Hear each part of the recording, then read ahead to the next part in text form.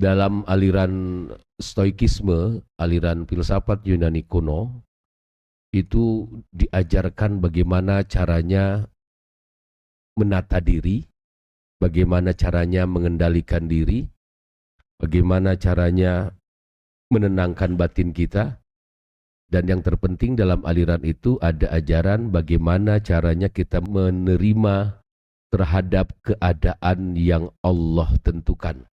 Kalau dalam bahasa Inggrisnya disebut divine reason, dalam bahasa kitanya disebut sunnatullah. Hidup ini kan pola.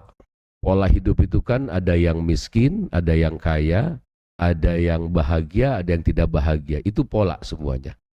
Oleh karena itu, tidak boleh kita iri terhadap sunnatullah yang Allah berikan pada orang lain.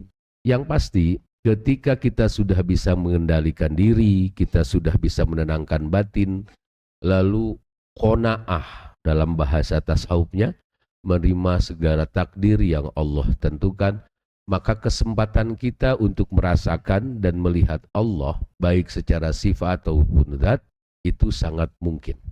Jadi yang paling utama yang harus kita singkap adalah hijab yang ada dalam batin kita. Jadi hijab itu sebetulnya bukan di luar ya, sekali lagi. Hijab itu ada di dalam diri kita. Ke hal-hal yang enteng dulu deh. Kenapa orang itu jadi bodoh? Karena dia terhijab oleh kemalasannya. Kenapa orang itu jadi putus asa? Karena dia terhijab dengan pemahaman tentang masa depan.